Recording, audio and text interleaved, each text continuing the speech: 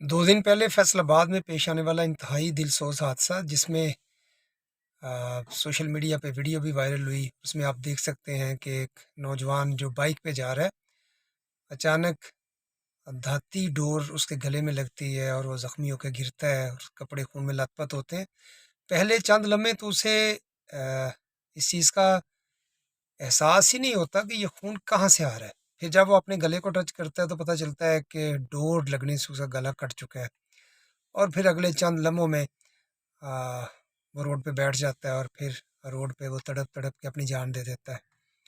اور کل ہی یہ خبر شام کو بریک ہوئی کہ اس کی والدہ بھی پھر اسی صدمے میں جاں بحق ہو گئی۔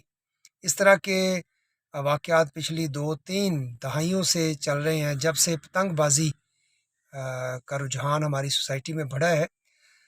پولیس اپنے ایریا آف رسپانسبلٹی میں، ایک پولیس اسٹیشن میں، چونکہ آپ اس حقیقت کو اچھی طرح جانتے ہیں کہ 40-50 کی ایک نفری ہے اور اس میں ایریا بہت بڑا ہوتا ہے، اس میں ایک ایس ایچ او کے لیے اس طرح کی ایکٹیویٹیز کو ایڈریس کرنا اور ان کو روکنا ناممکن حد تک مشکل ہے۔ اور یہی وجہ ہے کہ اس طرح کے جو واقعات ہیں یہ ہوتے رہتے ہیں، لیکن اگر ہم اس کو صحیح جگہ سے ایڈریس کریں تو ہم ان حادثات کو روک سکتے ہیں۔ صحیح جگہ کیا ہے؟ پیرنٹس کی سطح پہ، اساتذہ کی سطح پہ، سوسائٹی کے جتنے بھی اسٹیک ہولڈرس ہیں وہ اپنی کیپیسٹی میں، اپنی ڈومین میں اس چیز کو ایڈریس کریں۔ والدین اپنے بچوں کو بتائیں، اپنے بیٹوں کو بتائیں کہ یہ انسانیت کے خلاف جرم ہے، یہ قتل عمد ہے کہ ہمارے کسی فعل سے جس سے جان جانے کا خدشہ ہو، ہم اس کو بطور انٹرٹینمنٹ اگر اڈاپٹ کرتے ہیں تو یہ جرم ہے۔ اور یہ اس طرح کے جرائم کی شکل میں جتنی ڈیتھس ہو رہی ہیں، اگر ہم دنیا کی دل سے بچ بھی جاتے ہیں تو ہم خدا کی دل سے نہیں بچ سکتے۔ تو اس قسم کا احساس ہمیں اپنی یوتھ کے اندر، ہماری جنریشن کے اندر اتارنے کی ضرورت ہے۔ اور اگر ہم اپنی یہ رسپانسبلٹی